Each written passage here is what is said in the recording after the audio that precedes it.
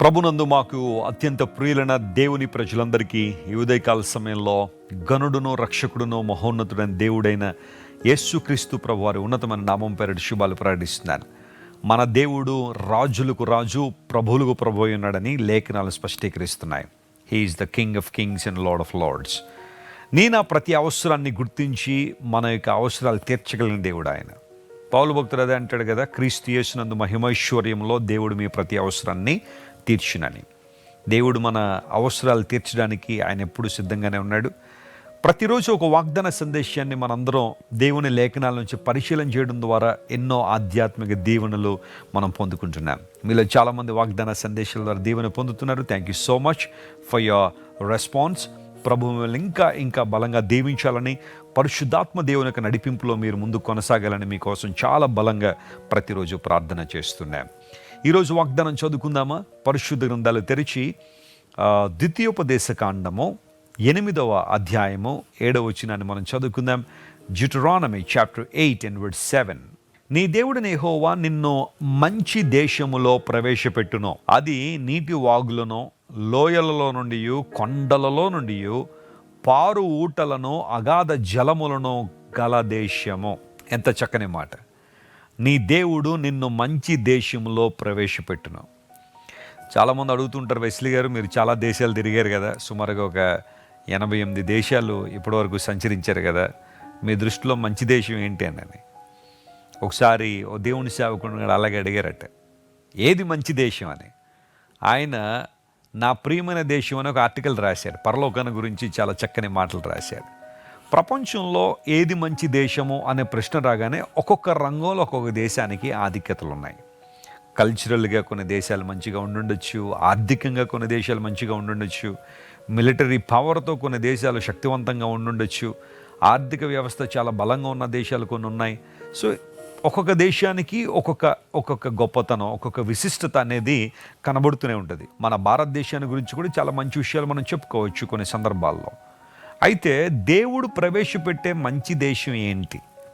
ఆయన ఎక్కడికి మనల్ని ప్రవేశపెట్టాలని కోరుతున్నాడంటే, మన దేవుడు మంచివాడు గనుక ఆయన మనందరినీ కూడా మంచి పరిస్థితులలో, ఇక్కడ దేశం అంటే కేవలం ఒక పర్టికులర్ కంట్రీ అని నేను చెప్పట్లేదు, కానీ దేవుడు ఒక మంచి అనుభవాలతో మనం నింపబడినట్లుగా, మంచి ఆశీర్వాదములతో నింపబడినట్లుగా, ఆయన మంచితనం అంతా కూడా మనం పొందుకున్నట్లుగా ఆయన మంచి అనుభవాల చేత మనం నింపాలని ఆయన కోరుతున్నాడు. దేవుడు నిన్ను ఆ దేశంలో ప్రవేశపెడుతున్నారు. ఈరోజు బహుశా నీ జీవితంలో దేవుని నుండి ఒక అద్భుతాన్ని ఆశిస్తున్నావేమో. ప్రభువా నీ మంచితనాన్ని నా జీవితంలో కనుపరుచున్నాయని నువ్వు ప్రార్థన చేస్తున్నావేమో. ఆనాడు మోషే ప్రార్థన చేశాడు దేవుని సన్నిధిలో. దేవుడు ఆ ప్రార్థనకు జవాబుగా వాగ్దానం చేశాడు, నా మంచితనం అంతా నీకు కనుపరుస్తానని వాగ్దానం చేశాడు. దేవుడు నీతో మాట్లాడుతున్నాడు. ఒకవేళ ఎంతవరకు నువ్వు కీడును అనుభవించిన స్థితిలో ఉన్నావేమో, నీ జీవితంలో ఎన్నో దుర్వార్తలు వినాల్సిన పరిస్థితులు నువ్వు ఉన్నావేమో, ఎంతవరకు నీవు అనుకున్నది ఏదీ జరగలేని పరిస్థితులు నువ్వు బ్రతికేవేమో, శాంతి సంతోషం లేక, ఆనందం లేక, కుటుంబ పరంగా సమస్యలు, ఆర్థికపరమైన ఒత్తిళ్ళు, ఆ తర్వాత శారీరక సంబంధమైన అనారోగ్యములు, మానసికమైన కృంగుదల, వీటన్నిటితో నా జీవితం అంతా కూడా అస్తవ్యస్తంగా అయిపోయిందండి వెస్లీ గారు.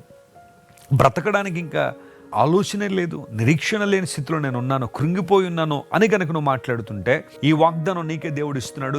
దేవుడు నిన్ను మంచి పరిస్థితుల్లోకి తీసుకురాబోతున్నాడు. ఆయన ఇంతవరకు చెడుతనాన్ని అనుభవించావేమో, ప్రతి ఒక్కరూ నీకు చెడు చేసిన వారు అయి ఉండొచ్చు, నీ ద్వారా మేలు పొందుకున్న వారు కూడా నీకు చెడు చేశారేమో, కానీ ప్రభు నీతో మాట్లాడుతున్నాడు. ఈరోజు దేవుడు నిన్ను మంచి ప్రాంతంలోనికి, మంచి అనుభవాల్లోనికి, మంచి ప్రదేశంలోని దేవుడు నేను తీసుకొస్తున్నాడు. You will experience God's goodness in your life. ఇదే విషయాన్ని కీర్తనాకారుడు కూడా అంటాడు. కృపాక్షేమములే నా వెంట వచ్చును అనే మాట వాడాడు. 23వ కీర్తన 6వ వచనం.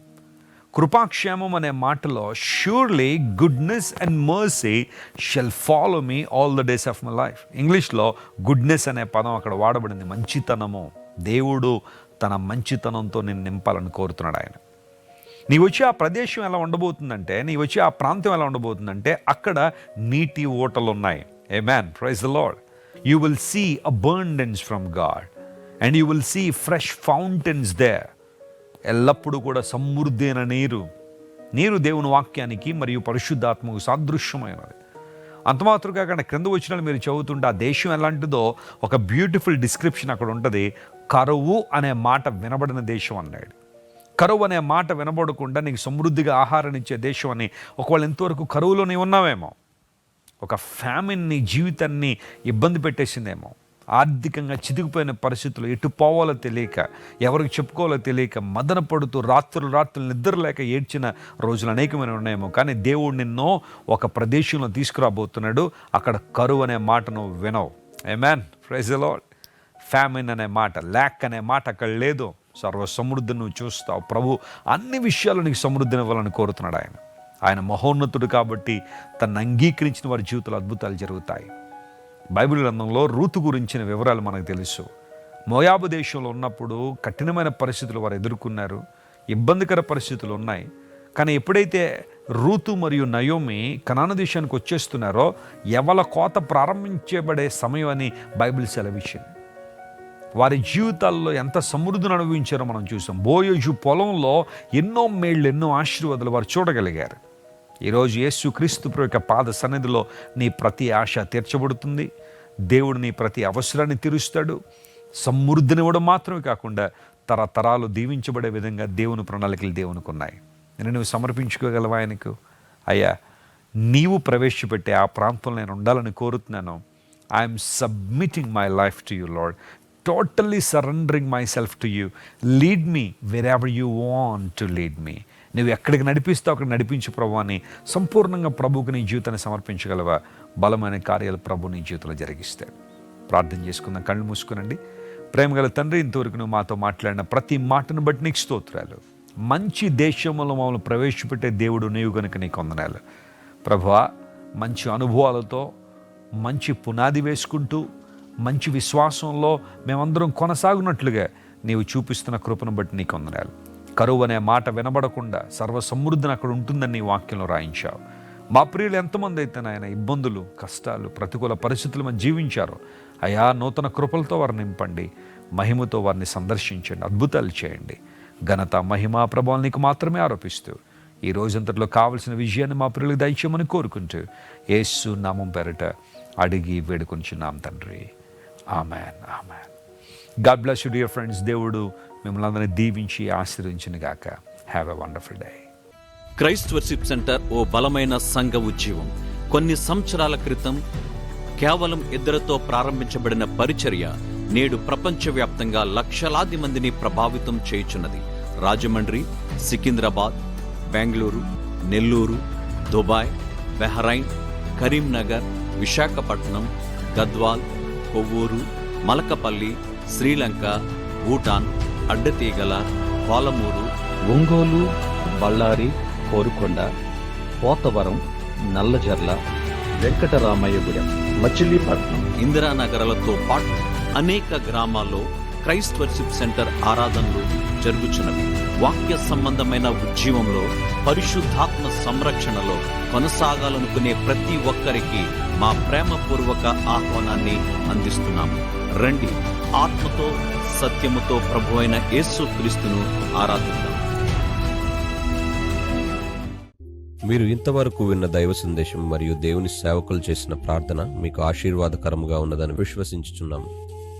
ఈ సందేశాన్ని మీ స్నేహితులకు, బంధువులకు షేర్ చేయండి. మీకు ఏదైనా ప్రార్థన అవసరత ఉన్నచో మా ఫోన్ నంబర్లకు కాల్ చేయండి. దేవుడు మిమ్మల్ని ప్రేరేపిస్తే విశ్వాసంతో సాగుచున్న ఈ పరిచర్యను ప్రోత్సహించండి. మరిన్ని వర్తమానాలు, పాటలు వినుటకు జాన్ వెస్లీ మినిస్ట్రీస్ అను మా యూట్యూబ్ ఛానల్ను సబ్స్క్రైబ్ చేసుకొనండి. ప్రభువైన యేసుక్రీస్తు కృప మీకు తోడైండును గాక.